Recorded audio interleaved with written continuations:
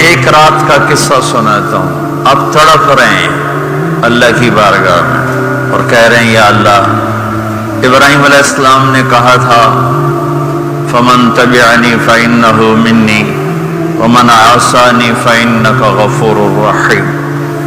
عیسیٰ علیہ السلام نے کہا تھا ان تعذبہم فإنہم عبادک وإن تغفر لہم فإنک انت العزیز الحکیم.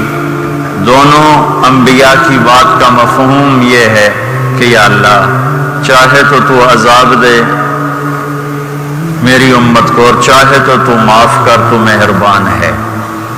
میرے آپ کے نبی نے کیا کہا؟ یا اللہ نہ میں ابراہیم کی کہتا ہوں نہ میں عیسیٰ کی کہتا ہوں، میں اپنی کہتا ہوں یا رب امتی امتی یا رب امتی امتی یا رب امتی امتی.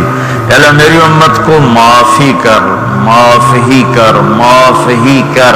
کر یا نہ کر نہیں، معاف ہی کر.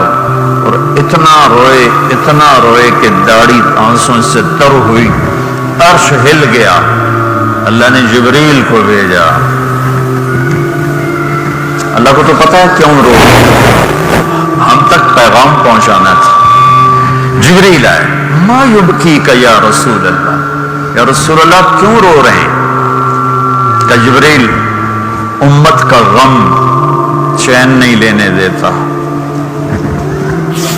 ہم اپنی نافرمان اولاد کو گھر سے نکال دیتے ہیں.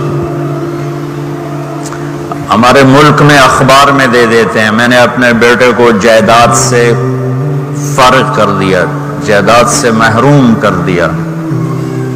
تھوڑا سا کلیش ہوتا ہے، نکل جاؤ میرے گھر سے. میں تو دین پڑھنا چاہتا تھا لیکن میرے باپ بہت نیک آدمی تھے.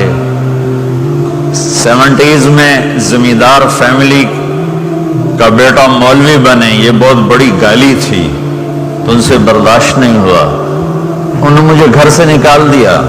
23 نومبر 1972 ہفتے کو صبح کے 9 بجے کا یہ تو مولوی بننا ہے، میرے گھر چوں نکل جا. ساری تصویر نقش ہے، سفید کرتا، سفید زمینداروں والی چادر پہنی ہوئی اور پگڑی کھول کے یہاں رکھی ہوئی تھی. مجھے دیکھتے ہی کہا یہ تو مولوی بننا ہے تو میرے گھر چوں نکل جا.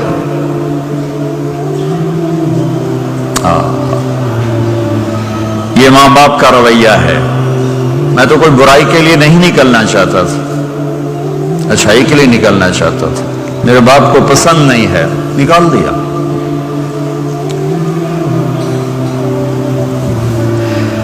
ہے اور میرے نبی آنسوں سے رو رہے ہیں. کن کے لیے رو رہے ہیں؟ انہوں نے دھرتی کو نافرمانی سے بھر دیا، زمین آسمان کانپ اٹھے امت کے گناہوں سے. میرے نبی نے کہا میری آنکھوں کی ٹھنڈک نماز. 90% امت نماز چھوڑ گئی، باغی ہو گئے.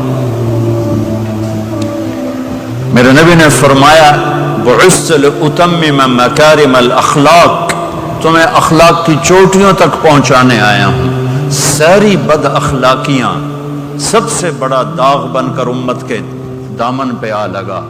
ساری دنیا کی بد اخلاق